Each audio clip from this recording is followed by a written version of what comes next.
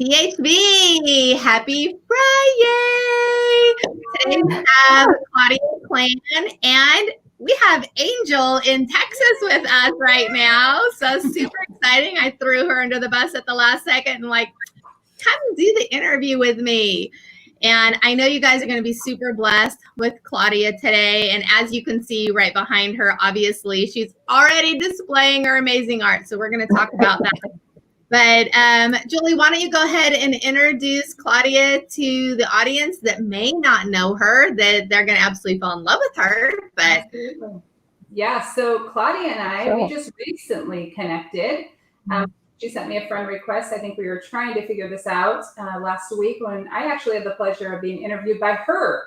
So she knows a lot about me, and now I get to know a lot about her. So it's going to be super fun.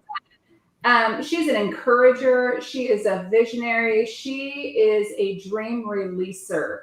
And she really wants to instill hope into people so that they can really fulfill the calling and destiny on their life. And she does it in such a unique way because she's a life coach, but she's also a creative. And so she's able to interweave the creativity, the prophetic, the coaching to really just catapult people to where God is calling them. So Claudia, welcome to the Higher View. It's so great to have you here, and so great to see you again in person, virtually. Yeah, sort of. It is pretty amazing that we can. I don't even know where you. Well, I know Julie's in Oregon somewhere, and Melissa and Angel. Where did you say you are in Texas right now? Yeah, we're in Texas right now. Actually, I'm in Dallas right now. Okay. So we have a conference that's going on, and a lot of the Higher View people are at Next Level Experience for the weekend. So that's where we're at right now. Yeah. Cool. Well, and I'm in Redding, California. And Rochelle, where are you? I am in Florida, Orlando area. See, that's amazing. How else would this have ever happened? I know. I just love it. I love it. It's so beautiful. Fun. You know, Claudia, Rochelle was actually my daughter's first dance teacher. So she's originally from here in Oregon. And so, yeah, so we have that Oregonian connection. And absolutely. Kind of looks like a ballerina. Yeah. Many different dances. So, Claudia, why don't you share with those that are listening and watching just a little bit about yourself and how you kind of stepped into what you're doing? Okay, I'd be honored to do that. Thank you very much. I like how you called me a dream releaser. I don't actually use that title, but I will starting now. But that is exactly what I do. And so my website, it says Claudia Klann, inspiring your life. And so that's what I do. I am an encourager. I'm a teacher, and in that sort of core, calling. But I do it through coaching, primarily inner healing and art. And so the interesting part of that journey is, I think I was 40, so it's been a long time ago. I'm not going to tell you how long ago, but it's been a long time ago when I was in a prayer group with ladies. They were all about 10 or 12 years older than me, in a small group, 5 or 6 of us. But one of them one day said to me, Claudia, would you talk to my daughter, who was probably only 10 years younger than me? And she had questions about the Lord and stuff. And she said, I don't know anybody better than you to answer her questions. So I'm like, sure.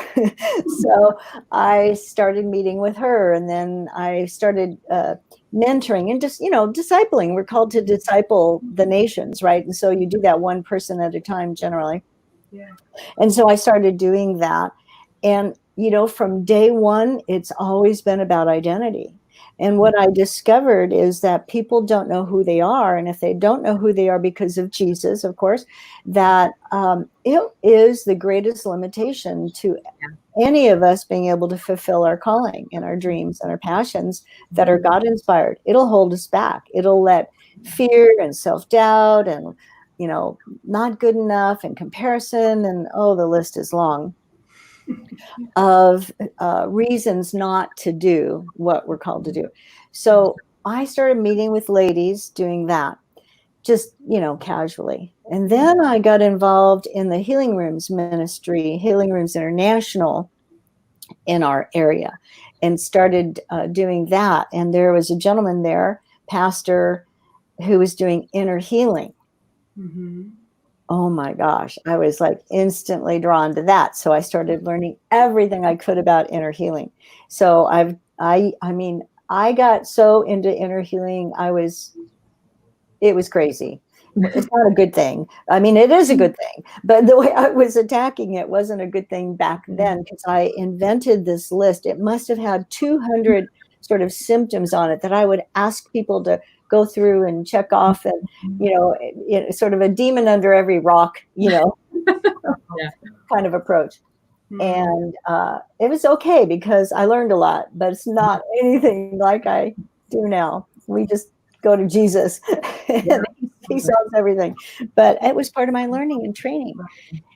And then eventually we moved to Redding, California, to just because we could. It was time for a change, and we wanted to be a part of the Bethel community. We'd been following Bethel. We met Bill Johnson, so to speak, through Healing Rooms International back when we were doing that. So that goes back 20 years or more ago. And so we knew about Bill. You know, we were coming here before he had any books. It gives you an idea of how long it's been. And, you know, you'd buy a tape or a CD of a message, and that was all you could take away. But we started, you know, following that sort of teaching, which was awesome because I grew up Catholic. I got born again and saved in sort of a Baptist-like kind of, you know, church. So I've had this journey, you know, into the kingdom reality. And the good news of all of that is I understand everybody else's journeys, but I also know a lot. You know, I know the word, I know what religion does and doesn't do, and I know Jesus. And so I'm able to release a lot of that in everything I do. So, okay, fast forward. So we came to Bethel, and I took a coach training class. I didn't know it was coach training. My husband tricked me. There was a video, you know, like the video announcements, you know, flashed on the board, and I sort of missed it, but it was called Advice Anonymous. That was how they phrased it. My husband's like, you need to go. And because of who I am and what I have in me, right? I wanted to give it away constantly. I was always telling people how they could have success and do life great if only they would just do it my way. Because I knew, of course. Well, so of course I've learned since then that I didn't know everything, but I went to that so-called Advice Anonymous workshop. Well, it was just a cute way to get you interested in coaching. And when I was in there about a half an hour, I knew that was exactly what I'm supposed to be doing. Wow. So I pursued all my coach training. So Bethel does a lot of coach training, but then I also got coach training through an outside Christian organization because I really wanted to make sure I was going to not tell people what to do. And because good coaches don't do that. Yep. However, I since have melded, you know, I've been coaching now for, 6.5, 7 full years. I've since melded everything of who I am into my approach. So you don't know if you're getting inner healing or teaching or discipling or coaching at pretty much at any one time, but it all kind of comes out at once. Trifecta, right? We say that again? Trifecta, exactly. But my journey into creativity is a little side note to that. So we're at Bethel, and of course they honor and promote and welcome the arts. And so I'm watching artists on stage, and I would always sit on that side of the stage. I would always, because the dancers and the artists were always on the right. And I would always, my poor husband, he wanted to sit in the back. I'm like, no, we have to sit. And I don't know if anybody's ever been to Bethel, but like going to church at Bethel is an aerobic event. You know, it's kind of like, trying to run a marathon. It is, like you have to fight your way into church. It's amazing. So it's not easy to get front seats. So anyway, I would just watch and drool. And one day I was a volunteer in the pastoral call team, and I was lamenting in between calls, oh, if only I could paint or something, some dreamy, faraway thought, never possible. And the lady I happened to be working with that day, she goes, oh, Claudia, you should do that and she just started telling me her journey. She said, well, you should do what Holy Spirit had me do. He just told me to go to Walmart, buy the cheapest paints, paper, and brushes I could find and the colors I want, and just start creating. I'm like, really? Is that simple? Really? And so that day, I think pardon me, I told my husband, we're going to Walmart. And I did just that. And I haven't put a paintbrush down since. And of course, now you have to understand, I never had a drawing class or a painting class or an art class or an anything class. And I used to call myself the most uncreative person I met, which was so creatives, listen up. That was the biggest lie on the planet, but I believed it. Right. Yeah. And I had a younger than me woman that I was practicing coaching on. She was part of the coach group here. And I made that comment. She's like, Claudia, you're like the most creative person I know. I'm like, what? And so she started pointing out the things in my life that represented creativity. Wow. The way I dressed, the way my house looked, the way my garden looked, all these things. And I went, oh, well, yeah, I guess I am creative, because then I started remembering everything I did through life. I was big into photography in high school and early college. I tried knitting, crocheting, soap making, sewing. I got big into cooking, took tons of cooking classes. Took a master gardener class, and we did all our own gardening. I designed my own house, and I was calling myself the most uncreative person I knew. Funny. I don't think that's very uncommon, Claudia. I think that's one of those things where people, they have creativity in a box. Yes. They think it looks like this, and if I don't fit in this box, I'm not creative. Because my first time to Bethel was actually the School of Creativity conference. Yeah. And I had several friends that I went down with. Introduction. A great introduction. Oh my, that was over the top for me. Ruin you forever. Oh my gosh.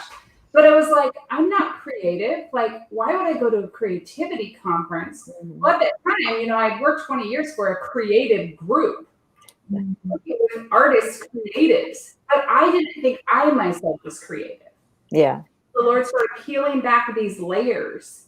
So I just, one of the things that I think Teresa said at the School of Creativity that really you are creative because you are created. Right. In the image of the Creator. Image of the Creator. Yeah. So we are automatically creative. And we just have to find different ways to release it. And people can release it. Listen, math is creative, right? Statistics, hello, is creative. Get very creative with statistics.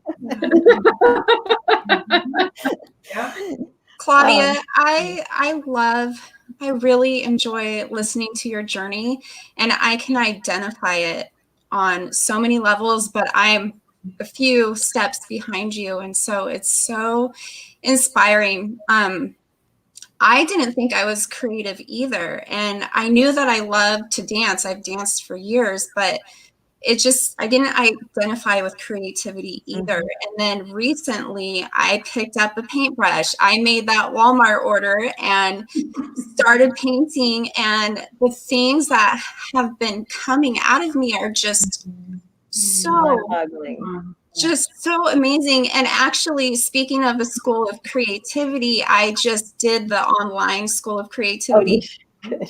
And I'll send you some pictures of like before School of Creativity and after. That would be awesome. I have no words. Life-changing. Yeah. Absolutely. Because so much of it is our mindset and then how, pardon me, how we see.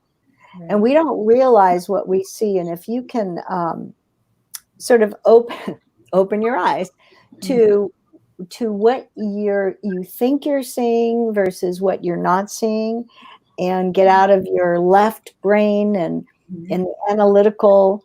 And in drawing, they say that, and you can learn to draw. You don't have to be Rembrandt to produce beautiful things, because you can learn to draw. Or there are tools that can help you if you don't want to spend the time laboring to draw. So there are so many ways to get there, and all we have to do is try. Yeah. Nice. And I think that's one of the gifts I carry is, have you all done the Myers-Briggs or 16personalities.com, one of my favorite websites, because I love the way they present the answers. But I'm labeled an adventurer.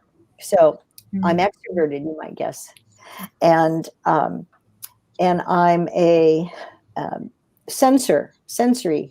So I'm not intuitive, which is really interesting. I mean, I am, but not in that in the way they judge it. But that's because I see, and the way I see is through the senses. And so this combining that creativity with coaching, for example. So when I talk with people and I start hearing their story and they start telling me this, that, and the other about their life, I can see the connections, and I can make the connections and see the dots connect in their life like a pinball machine, and sort of say, hey, have you considered this, or do you see that pattern? And they don't, because you don't see it. That's of course one of the beautiful things about getting coached is bringing an outside perspective from someone who isn't clouded with all of the emotional stuff of your life, and can look and see what's going on and offer insight. And so, and then I just bring heaven's perspective into their life, and it really, really helps. And I think that's part of the creative gift at work there. Absolutely. So what's the most, if you were to pick something out of the hat, like what would be a healing testimony that you could share around, because you combine, the coaching and the inner healing and the creativity, and have you seen inner healing coming out in pressing into the creative part of themselves? Does that make sense? Well, I think so. And I think what you're saying is, have I worked with anybody who, as they got healed and maybe pressed into their own creativity, there was either the healing came out of that, or they were able to step into something they couldn't do beforehand. And as you were asking the questions, so one recent client came to my mind, a younger woman here in our community, just beautiful, delightful person. And it's so funny. She was telling me, I obviously I can't share any details, but I think this would be easy to describe, because she, I think she said it in her testimony, so it's public, that when we chatted beforehand, I'm listening to her and I'm kind of quickly saying, I don't think it's as bad as you think it is. I mean, I just don't. I think it's going to be easy for you. I just think you just need a few little sessions and everything will be good. Well, she was almost offended by that, because she would rather have been told she's a mess and it's going to take a lifetime to figure it out and all this stuff. We had 4 sessions. And in that, I think she was just amazed, because, it's just the way I look at things. And And I knew she was prepared. I knew she had everything in there. So it's not like I was taking someone like on my lifetime journey. Right. She'd already been on a journey. Mhm. So I could see she just needed a little.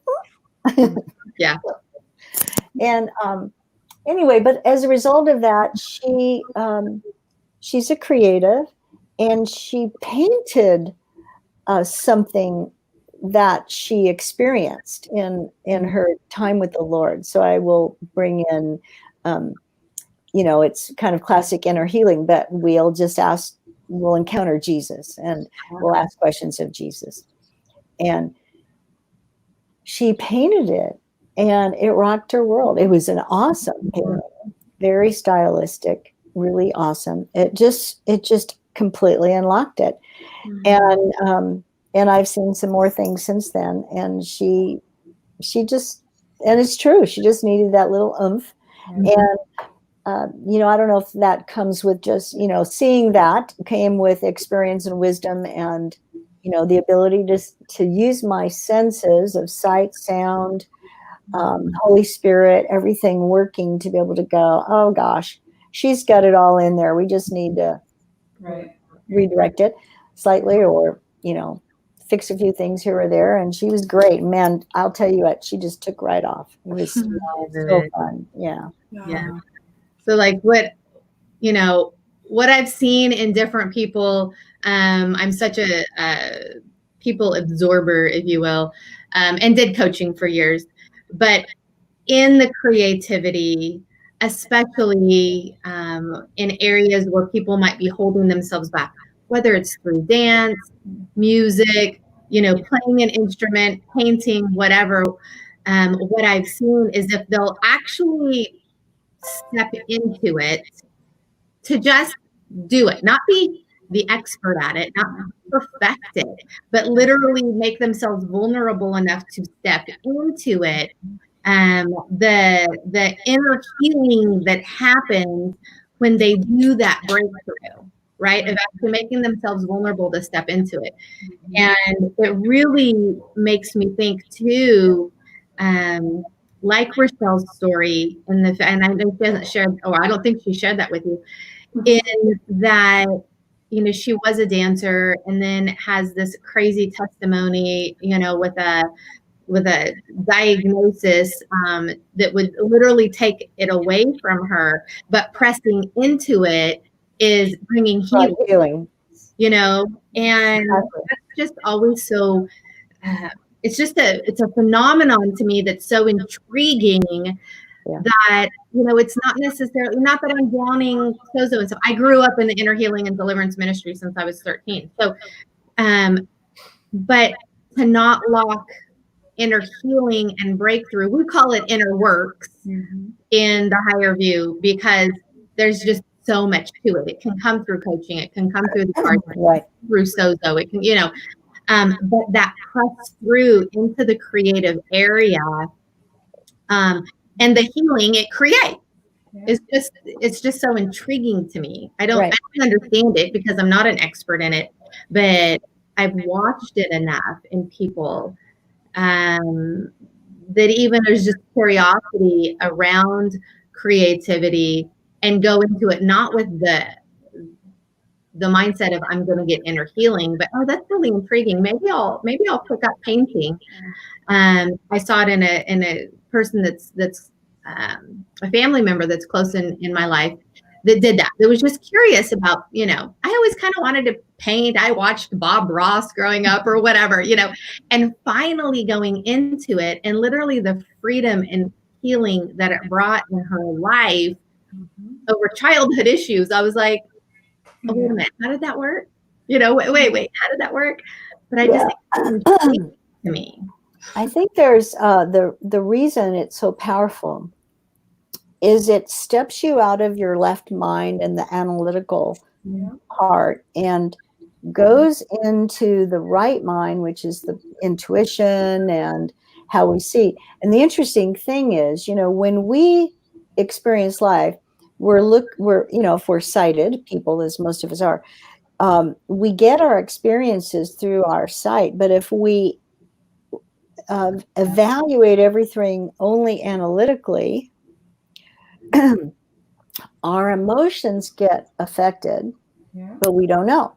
And we don't know how to connect them, or we don't know how to unconnect them, and we don't know how to deal with them. And so a lot of times locking that up, will bring problems.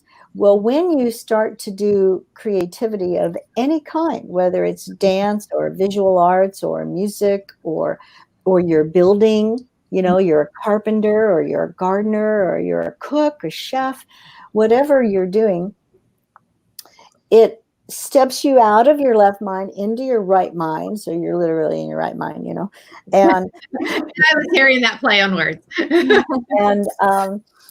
and it connects your emotions to your heart, to what you're producing, and that's where the healing comes. And all of many of the geniuses, I knew some of this myself, but then I also was reinforced. There's a woman you should get on here. Her name, if you haven't already met her, her name is Lynn Lasneski. Do you guys know Lynn? She's coming on. Great. Okay. So she's creative genius. I was like, oh, interesting. Yeah. Yeah, she speaks on this a lot. And so you'll get this straight from her, who's done all the research about this. So she can answer that question directly. But all the geniuses in history were creatives. Yeah. So Einstein, do you think of him as a creative? Generally, we don't, right? Da Vinci, okay, we get that. What about Winston Churchill? He was a great leader. He was a painter. All these people, and they studied art because they believed that art and creativity went with intelligence, and that you couldn't really separate one from the other. Okay. So Lynn is great. I don't know where you can put Lynn, because she's the on the like a Friday, but then she's also releasing teaching on how to be genius again so she might go in the education thing. But that is, I believe, very, very true. And I think for me, it's been part of that journey just in my own life to be able to see and observe.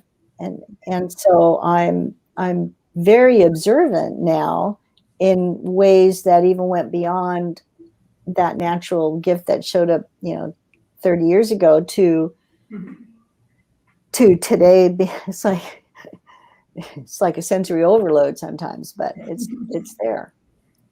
Claudia, I love how I discovered that creativity gave a language to experiences, thoughts, feelings that I could never articulate. And when it started with dance for me, where I was processing a lot of things that had happened to me prior. And so I would identify with songs and movements, and it started this process of healing for me, because I was able to articulate through movement how I was feeling. And so I could process and move past that. And that's how it began. And then for painting, it actually, the first time I ever picked up a paintbrush was right after a miscarriage. And I was really having a hard time processing. And I just felt like I needed to paint. And I painted this painting of like a tree and like mama, papa bird, and then baby bird, like in this heavenly kind of like realm. Yeah. And so much closure, so much healing through that. Beautiful. Through the last year and a half of what Melissa mentioned about this crazy diagnosis that I got that literally like tried to take my legs from me. I couldn't barely walk. I was using a cane and a walker a year ago. Wow. And the Lord told me dance. And I'm like, how, Lord, like I know what dance has done for me in the past, because it's so healing, it's so therapeutic. But how am I going to dance, Lord, when I can't even walk? And he try not to get emotional, but he was like, Don't try. Just go for it. Yes, do it. And through that, there's been physical healing. There was times when I was so wrecked where I felt so hopeless, but God would bring a song to me and he would highlight it to me, and it was always songs that spoke life and hope and his love over me. And so as I'm going through this physical journey and rehabilitation and vestibular therapy that God was doing on his, I wasn't seeing a dance therapist. This was all organic, and I'm getting those affirmations. I'm agreeing with them through my movement, and things, from in to outward have just dramatically changed in my life. And I have healed so much in the last 18 months through the hardest journey of my life. And it creativity, and now I'm inspired to do what you are doing right now. So I love this. I'm just in awe. That's awesome. That's an amazing story, Rochelle. And honestly, it's familiar. I've heard those stories before. I mentioned starting in the healing rooms, 20 plus years ago. I'm pointing because it's, southern, more south of here. So I'm pointing south. But since, of course, joining Bethel, that was the first thing I got involved with, was the healing rooms. So I'm part of the healing rooms ministry. So that included just praying for people on the prayer team. And then once I became an artist, I remember when I got a label, a badge that said artist. Oh my gosh, really? So I get to paint in the healing rooms on Saturday mornings, except that we haven't, of course. For how long has it been now? I'm not keeping track. I don't want to think about how long it's been. But I've seen so many testimonies. I've heard testimonies, Rochelle, exactly like that. And it doesn't matter what it is.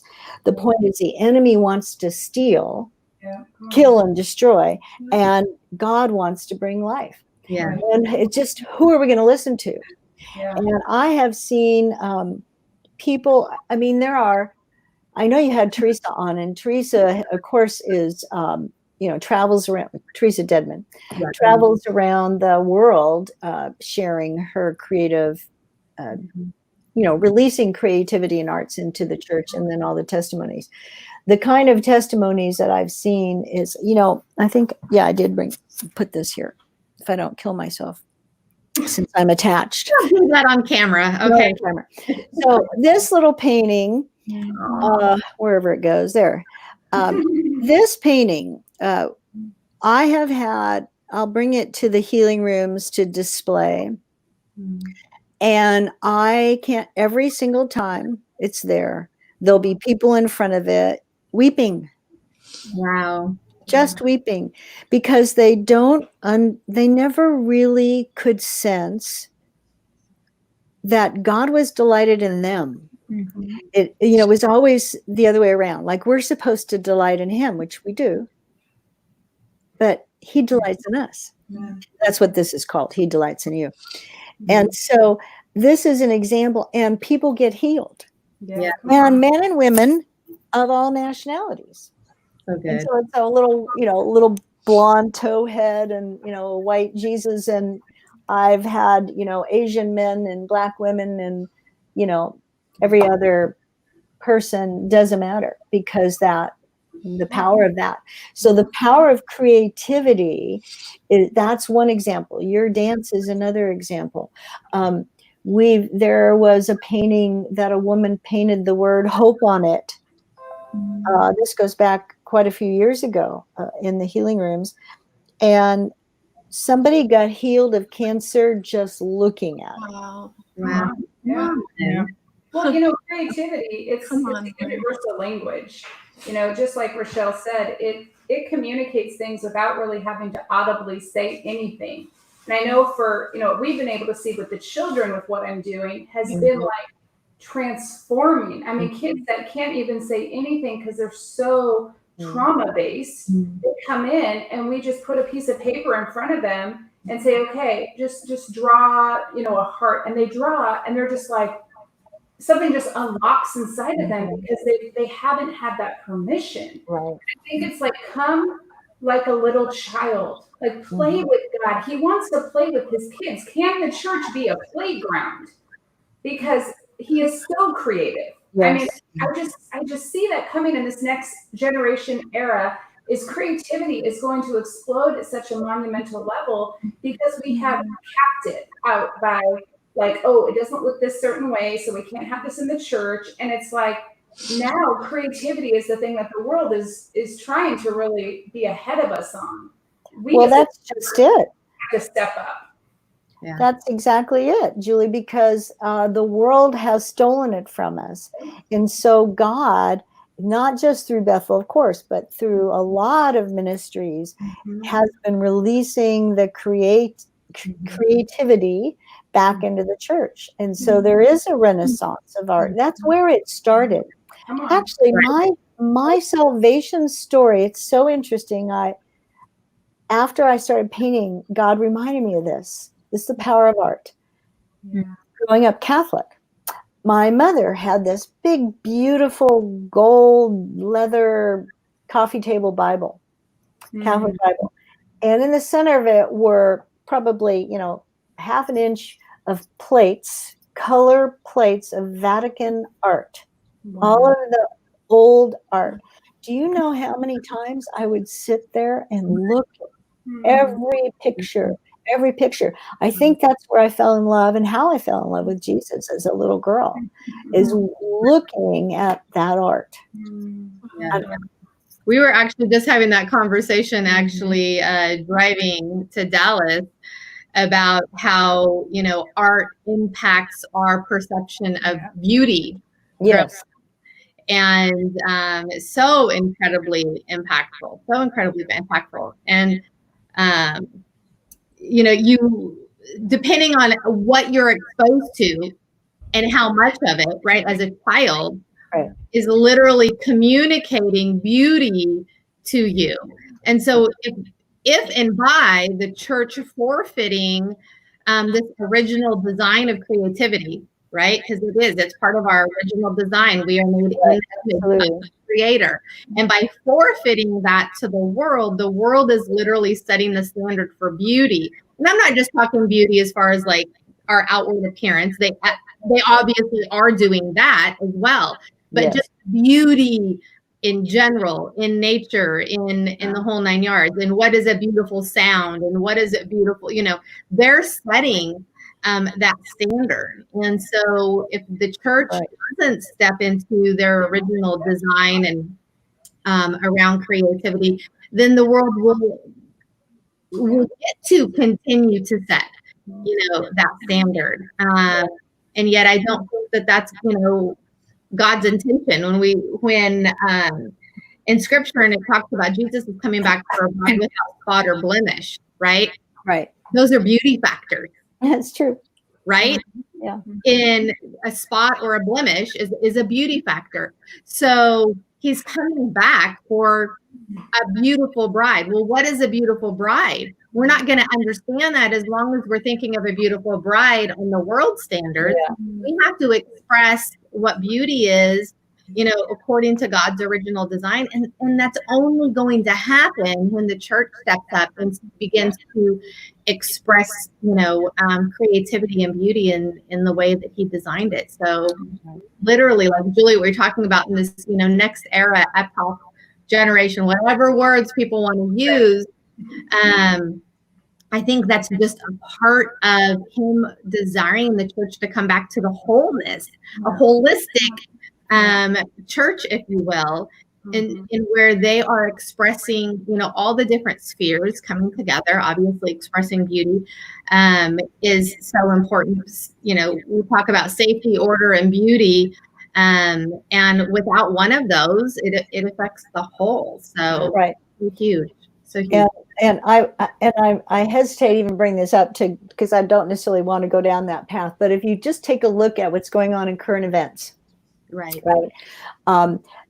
Could it be because we have taken art out of the schools, even right, even public schools and secular schools, right? It's considered non-essential, Right. And it's so essential. Yeah. And it is. And, could it be if there was a greater understanding and appreciation of art in general and the value of it, that what would happen this last 2 weeks wouldn't be happening? I don't know. This came to my mind. I don't know. No, but let's venture down the road in a kind of a combined way here.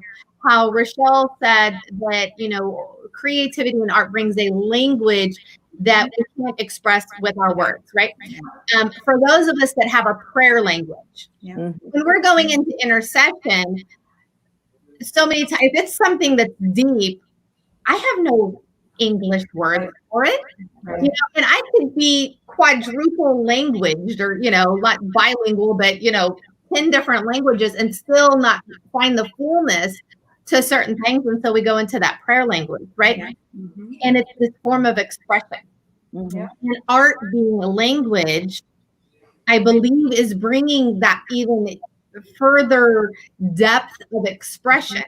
So let's say we have this deep pain, a miscarriage, an injustice, or whatever, and we don't have a venue for expression. That expression is going to come out. It's either going to come out in cancer, or it's going to come out in rioting, or it's going to come out in domestic violence, or it's going to come out in alcoholism. It's going to come out if we don't give it the language.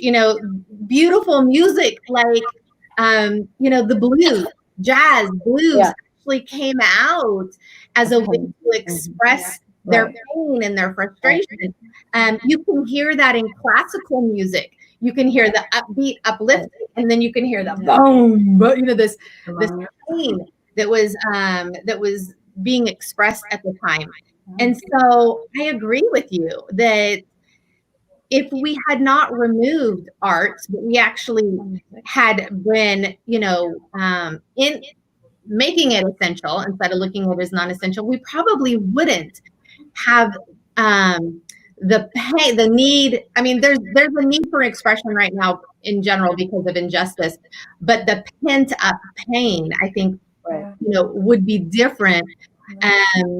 Fred Vassallo coming on and talking about, in some of the troubled kids that he was working with that were, in and out of like juvenile hall and stuff. And yet coming into dance, and we're now, straight A students and not getting in trouble because right, because of creativity. And that's true. That's true in all the things. I remember when I used to have to hire and fire people in business.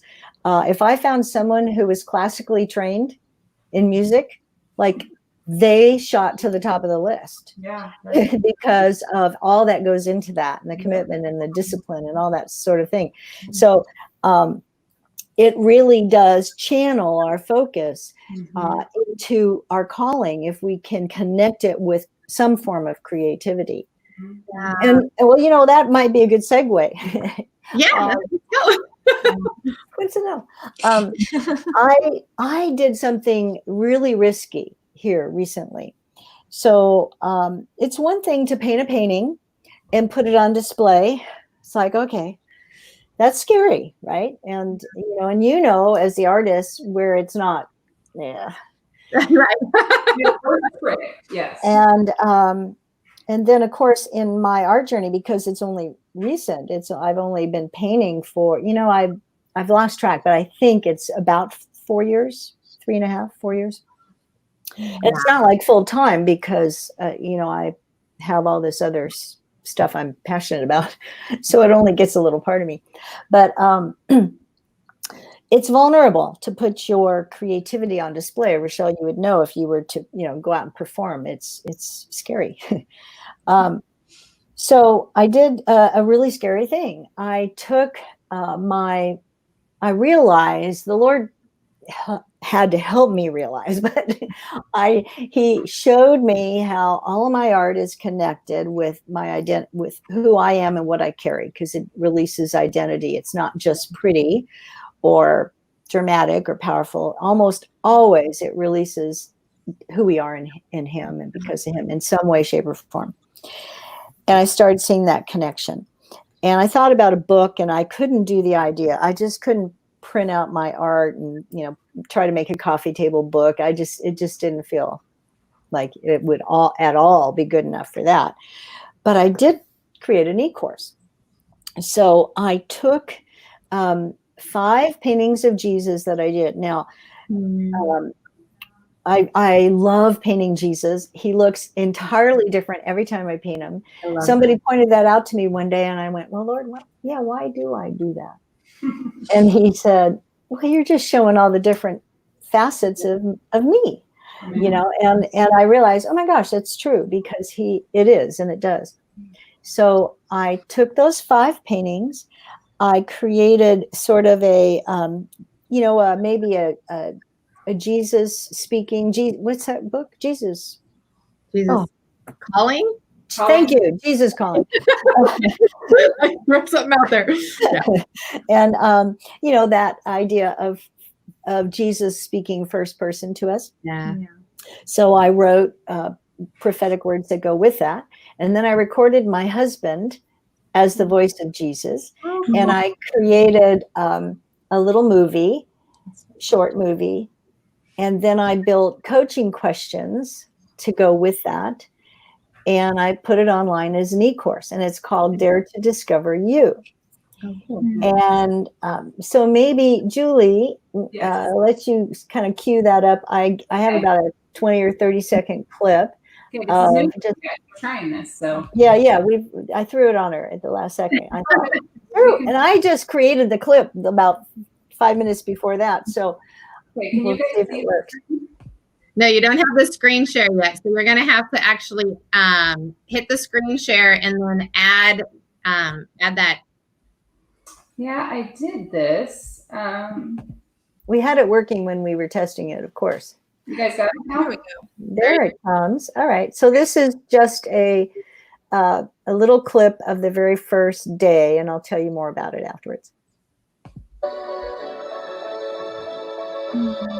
Beloved, I don't evaluate you by your standards. I don't see you as you do. I see you as perfect, beautiful, authentic, and complete, lacking no good thing, because I supply everything you need, and I am perfect. Everything you are is because of me. Every need you have is met in me. You are qualified.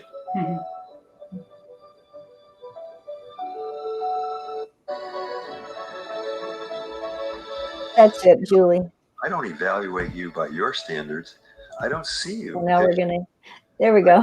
Say, now we're gonna hear him the whole background. Claudia, that was so touching. Wow. Powerful. So there's 5 parts to this. Each one's named after the painting. So basically, that painting was my very first Jesus.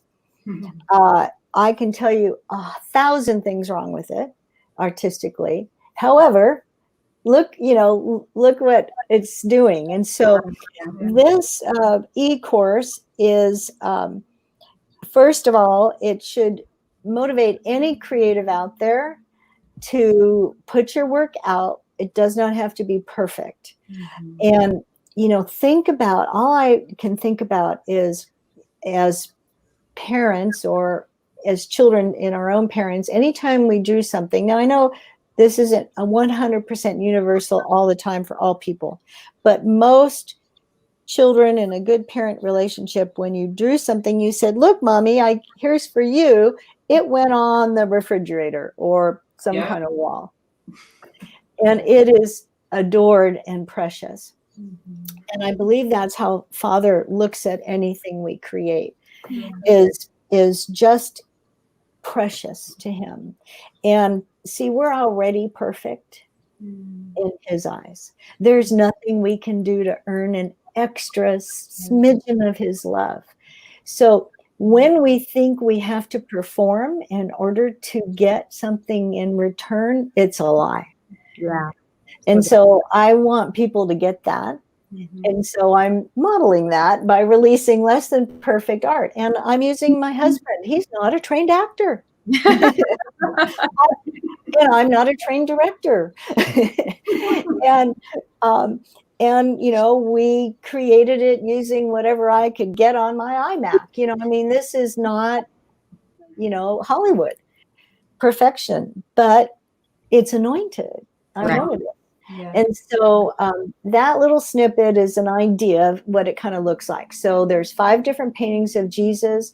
We're covering, you know, that's called Happy Together. And it's about just how he loves to be with us. And he wants us wrapped around his neck, absolutely dependent on him for everything. And hear his whisper and hear his heart and feel him and his warmth all the time. Yeah. He loves it. And to discovering him as friend, to discovering him as bridegroom. I have a wild picture of Jesus as bridegroom. And then the invitation to join him on the journey to discover more. And so the idea of this is it's a combination inner healing. It kind of gets rid of, it really challenges some of those core beliefs you don't even know you believe. Yeah. Like you have to do something to earn from him. And things like the master-slave relationship, it challenges that. And we're his lovers, you know, he adores us. And so that's what it's consisted of. It sells for $25, but it's on sale right now because I just released it like this, the beginning of this month, not even the middle of the month. So it's $19.97. Nice. And where do they find that? The best and easiest thing is to go to my website, claudiaklann.com. Okay. So I don't know if Get that up they'll there. be able to read. Well, there's my name right there, so they know how to spell it with a K, KLANN.com. And so it's we get the link on the site too. So okay, good. Yeah, and I'm excited about it, and I think that's probably the first of some courses that I will do, but I don't know that they're all going to be art, you know, creative art related thing. That was a lot of work, especially trying to write a script and direct my husband to record it as Jesus. Although he was such an amazingly good sport with me, like, no, honey, no, cut, no, that's not right. Let's do it again. You know, I love it. Can you imagine? He did a great job.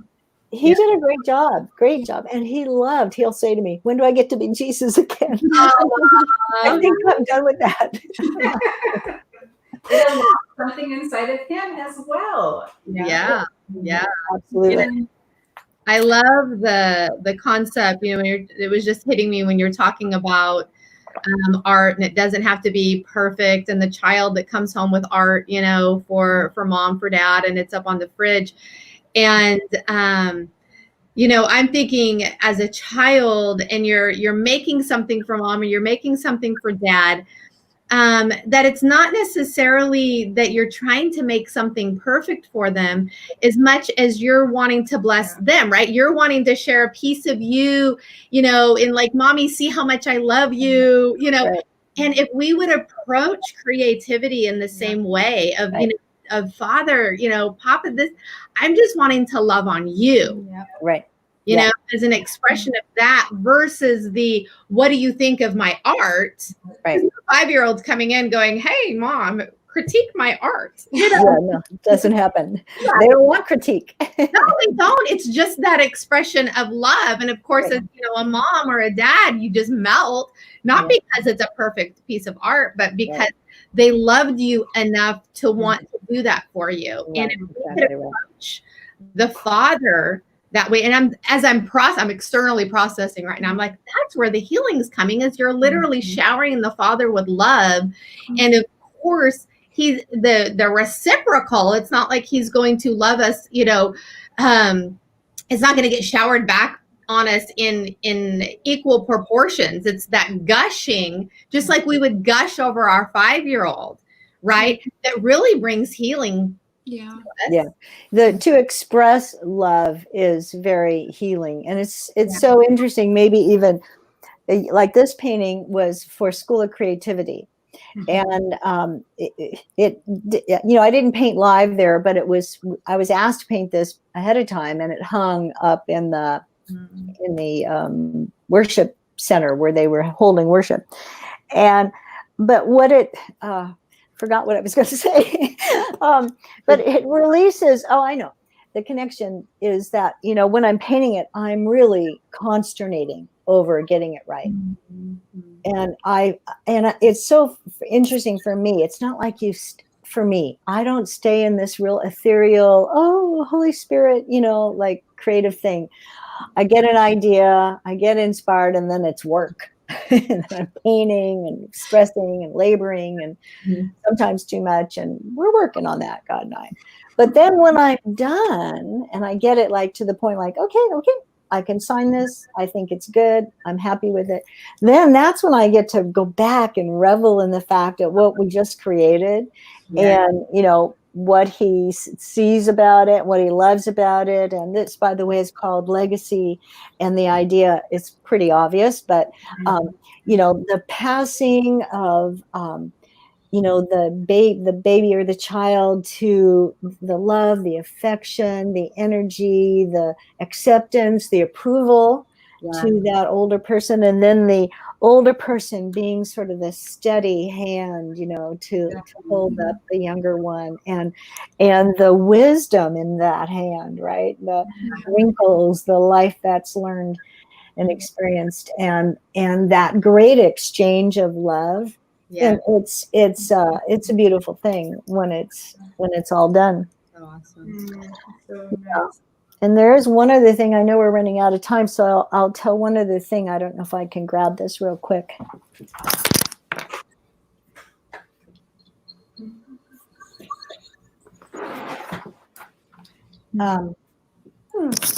This may not work.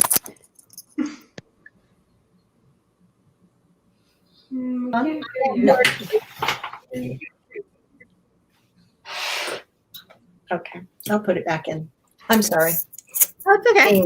It's okay. So you can hear me or not? I can hear you now. Oh, you can hear me now? Yes. Yes. Okay. So this painting, so the reason I want to bring this up is because I want to mention this to your audience. I love that. It is called The Charge. Mm. And it's a prophetic word to the church. So this was painted at the beginning of, sort of in the beginning of the lockdown. And the idea here is, to me, an elephant is very prophetic.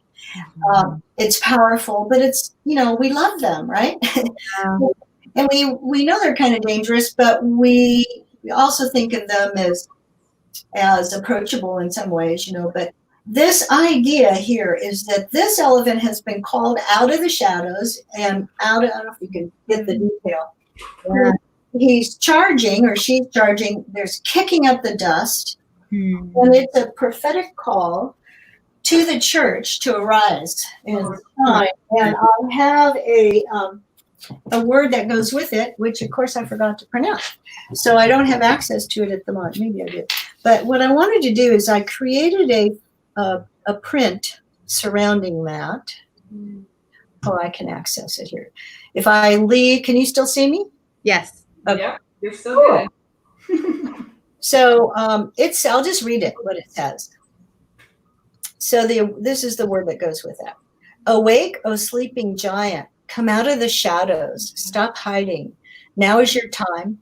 Open your eyes, stand your ground, take your stance, stomp the earth, shake off the dust, declare who you are. It's time to wake up. It's time to declare. It's time to charge. Amen. So come on. So what I did, I put that word on the image, and I have a little downloadable a file that you can print, or it's designed for personal use. You can't go out and give them away or sell them. But if you email me, info@claudiaklann.com, and let me know you want one, then I'll email it to you. Oh, nice. Yeah, I already have somebody on here. Oh, where's that available? So that'll be awesome. They'll reach out to you and get that. Well, thank you so much, Claudia, for coming on, and the deposits and the encouragement and the love. That was just a lot of seed poured out there. And thank you so much for that. And if you wouldn't mind closing us out in prayer and just not only blessing the creatives that already know there's a creative call, but maybe calling out the creativity and those that haven't stepped out yet. Yeah. Yes. Oh, yes. Because it's in you. See, every one of you has creativity implanted in you, because like Julie said at the beginning, we are creative because God is creative and we are created in his image. Right. So we naturally carry that creativity. So I release you into that. I release you into freedom. I give you courage. We say it's okay to play and explore and mess up. It's okay. It does not have to be perfect. And with art of any kind, whether you're learning to cook, or you're gardening, as I've tried, or soap making and everything, piano, I gave up on the piano.